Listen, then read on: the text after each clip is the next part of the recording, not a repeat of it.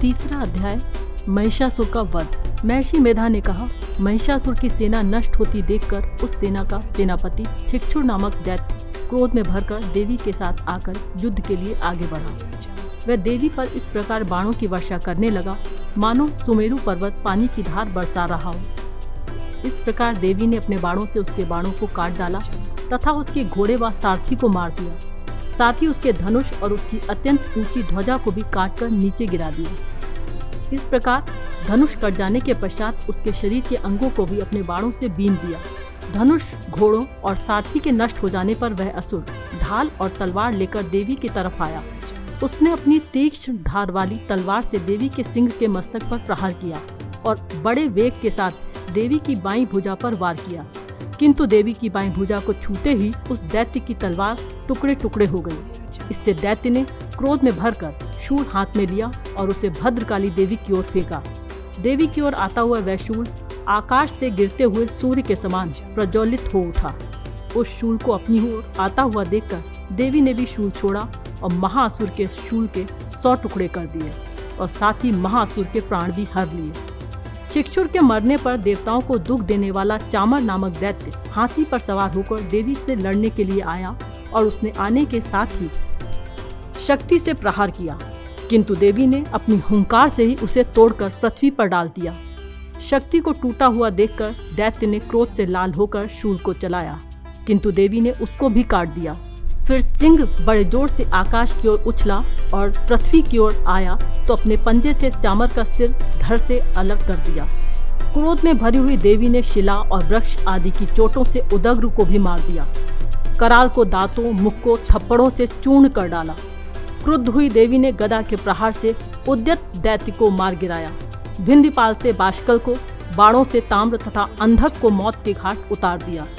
तीनों नेत्रों वाली परमेश्वरी ने त्रिशूल से उग्रासे, उग्रवीर और महाहनु नामक राक्षसों को मार गिराया। उन्होंने अपनी तलवार से विडाल नामक दैत्य का सिर काट डाला तथा अपने बाणों से दुर्धर और दुर्मुख राक्षसों को यमलोक पहुंचा दिया।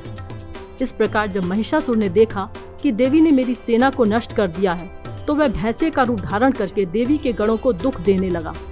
उन गणों में कितनों को उसने अपने मुख के प्रहार से, कितनों को खुरों से, कितनों को पूंछ से और कितनों को सींगों से और बहुतों को दौड़ने के वेग से, अनेकों को सिंहनाद से, कितनों को चक्कर देकर और कितनों को श्वास वायु के झोंकों से पृथ्वी पर गिरा दिया। वह दैत्य इस प्रकार गणों की सेना को गिराकर देवी के सिंह को मारने के लिए दौड़ा। इस पर देवी को बड़ा गुस्सा आया। उधर दैत्य भी क्रोध में भरकर धरती को खुरों से खोदने लगा तथा सींगों से पर्वतों को उखाड़ उखाड़ कर धरती पर फेंकने लगा और मुख से शब्द करने लगा। महिषासुर के वेग से चक्कर देने के कारण पृथ्वी क्षुब्ध होकर फटने लगी। उसकी पूंछ से टकराकर समुद्र चारों ओर फैलने लगा। हिलते हुए सींगों के आघात से मेघ खंड खंड हो गए और श्वास के आकाश में उड़ते हुए पर्वत फटने लगे। इस तरह क्रोध में भरे हुए राक्षस को देख चंडिका को भी क्रोध आ गया। वह उसके मारने के लिए क्रोध में भर गई। देवी ने पाश फेंककर दैत्य को बांध लिया और उसने बन जाने पर दैत्य का रूप त्याग दिया और सिंह का रूप बना लिया।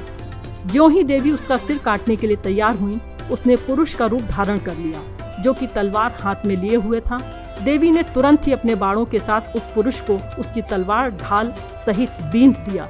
इसके पश्चात वह हाथी के रूप में दिखाई देने लगा और अपनी लंबी सूंड से देवी के सिंह को खींचने लगा और गर्जने लगा। देवी ने अपनी तलवार से उसकी सूंड काट डाली। तब राक्षस ने एक बार फिर भैंसे का रूप धारण किया और पहले की तरह चर अचर जीवों सहित समस्त त्रिलोकी को व्याकुल करने लगा। इसके पश्चात क्रोध में भरी हुई देवी बारंबार उत्तम मधु का पान करने लगी और लाल लाल नेत्र करके हंसने लगी। उधर बल, वीर तथा मत से क्रुद्ध हुआ दैत्य भी गरजने लगा। उसने अपने सींगों से देवी पर पर्वतों को फेंका। देवी अपने बाणों से उसके फेंके हुए पर्वतों को चूर्ण करती हुई बोली, ओ मूढ़, जब तक मैं मधुपान कर रही हूँ तब तक तू गरज ले। उसके पश्चात मेरे हाथों तेरी मृत्यु हो जाने पर देवता गरजेंगे। महर्षि मेधा ने कहा। यूं कहकर देवी उछलकर उस दैत्य पर जा चढ़ी और उसको अपने पैर से दबाकर शूल से उसके गले पर आघात किया। देवी के पैर से दबने पर वह दैत्य अपने दूसरे रूप से अपने मुख से बाहर होने लगा। अभी वह आधा ही बाहर निकला था कि देवी ने अपने प्रभाव से उसे रोक दिया। जब वह आधा निकला हुआ दैत्य ही युद्ध करने लगा तो देवी ने अपनी तलवार से उसका सिर काट दिया। इसके पश्चात सारी राक्षस सेना हाहाकार करती हुई वहां से भाग गई और सब देवता अत्यंत प्रसन्न हुए तथा ऋषियों महर्षियों सहित देवी की स्तुति करने लगे।